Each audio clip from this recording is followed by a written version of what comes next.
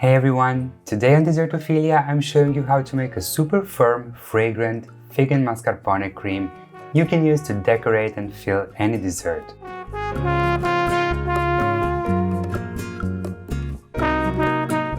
In my mixing bowl that I kept in the fridge along with the whisk, I have 180 grams of cold mascarpone, 20 grams of sugar-free fig jam, and to these I'm adding a few drops of orange blossom water. Sift in 10 grams of powdered erythritol and 5 grams of powdered milk. Use the whisk to combine everything and then add 200 milliliters of very cold whipping cream.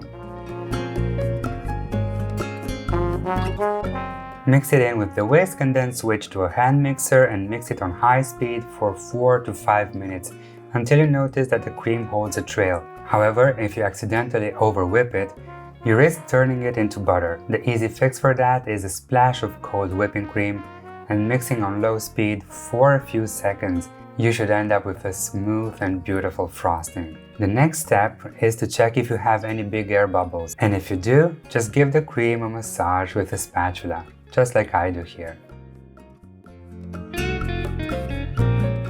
And that's it! Fill your piping bag, fit it with a tip you like, and start decorating.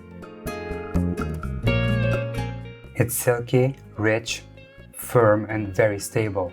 And the best thing about it, you can make it with any fruit jam you like.